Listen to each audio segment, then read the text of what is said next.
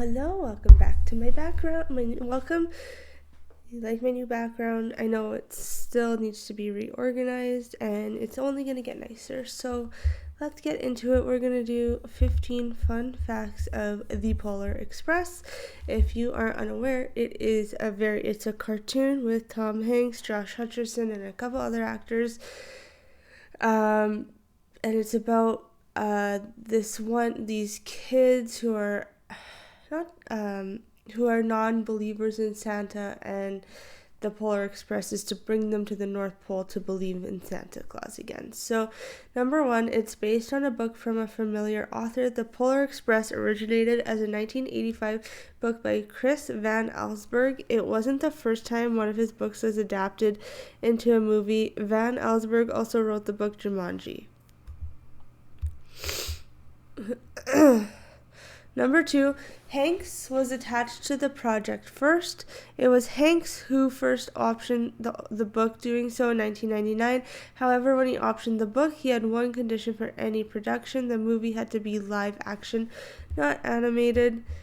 To make it work, Zemeckis made history. Zemeckis and Hanks, this is number 4, were able to meet in the middle on the animation versus live action thing. Actual actors gave all the performances in the movie a black box theater. There they were filmed with motion capture equipment. At that point, the motion capture footage was then turned into animation. The Guinness Book of World Records called it the world's first all-digital capture movie. Number 5, Hanks almost had an extremely busy work schedule. Zemeckis' initial idea was a bold one, namely Tom Hanks would perform the motion capture for every single character in addition to doing the voices of several of them. However, after trying this, they quickly realized it wouldn't work. Hanks was completely exhausted from the experience right from the start, so they nixed the idea. Okay, now it's quiz time.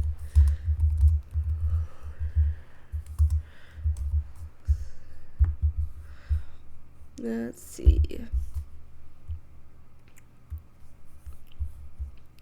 What time does the clock read before Hero Boy boards the train?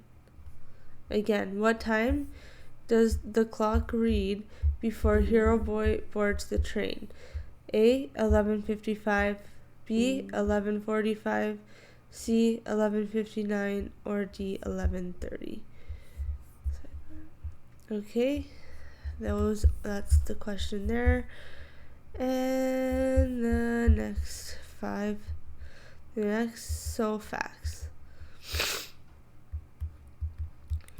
Okay, so the boy burns himself. So number 6, the boy burns himself on his radiator when he avoids making the same mistake. The hero boy looks out his bedroom window when he first hears something outside his house. As he leans closer to the window, he burns himself on the radiator underneath it.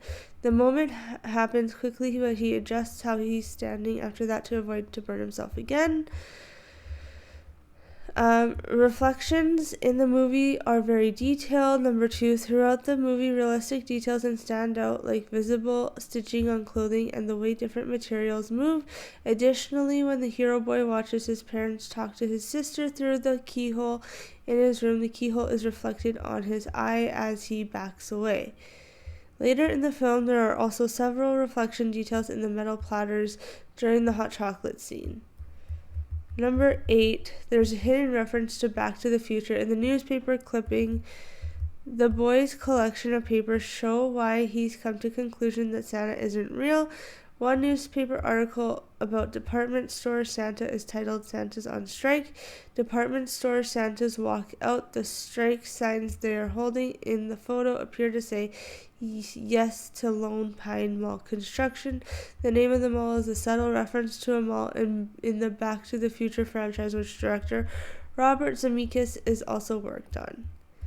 Number 9, The magazine the boy pulls out of his drawer is a near identical replica of a real issue from December 1956. Although there isn't a ton of information concerning exactly when the film takes place, the hero boy has a copy of a Saturday Evening Post magazine from December 29th, 1956. Since the film takes place on Christmas Eve, it's safe to say that it's at least set in 1957. The magazine cover is based on a real issue, and many of the details are accurate, but there are slight differences in the look of Santa's costume. Number 10. At the beginning, it's clear that there are 5 cars on the Polar Express, but later in the scene, the train is much longer. When the Polar Express pulls up in front of the hero boy's house, you can clearly count the 5 cars of the train. Those 5 cars are visible at other points throughout the film as well. But in the scenes, like when the train is riding past a pack of wolves, there seems to be closer to 20 cars. Next question. In the movie, Hero Boy sees a picture of himself on Santa's lap. What department store is he in? Higbee's, Hex, Herpolsheimer's, or Sears? Again, it's in the movie. Hero Boy sees a picture of himself on Santa's lap. What department store is he in? Higbee's, Sears, Hex, or Herpolsheimer's? Okay. Number 11. The conductor makes way too many paper cutouts the first time he punches the boy's ticket.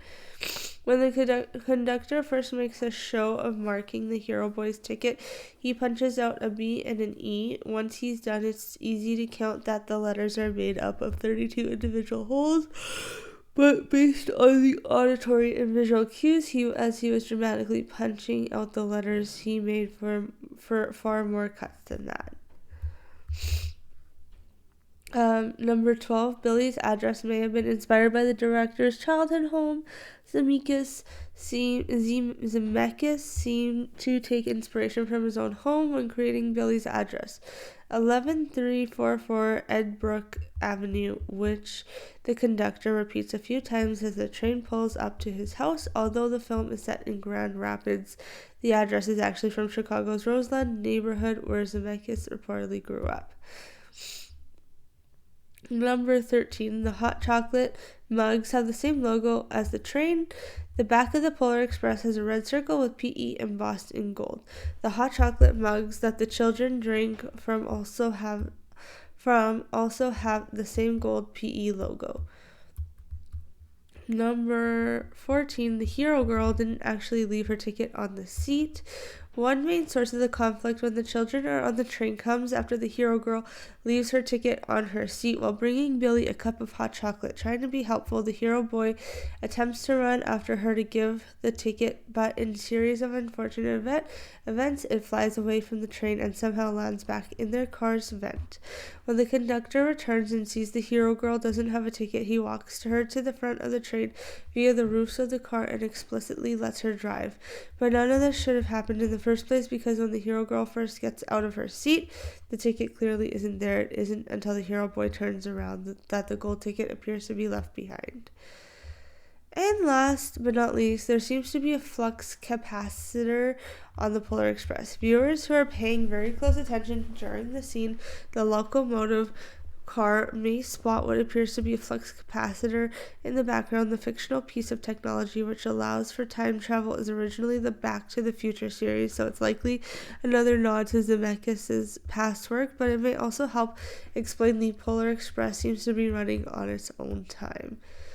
Oh, and we'll do one more for fun. Smokey is wearing Christmas socks. Smokey and Seymour work as the fireman and engineer on the Polar Express in the scene where they are scrambling for the fallen throttle pin. Smokey's pant bottoms lift for a moment, exposing his appropriately festive Christmas tree socks. And one more. What time does the clock read when the first Christmas gift is given? What time does the clock read when the first Christmas gift is given? A. 11:55, B. 11:45, C. 11:59, or D. 11:30. Let me know what you guys think. Comment below what your favorite fact was and what you think those answers are. Is Polar Express one of your more preferred movies?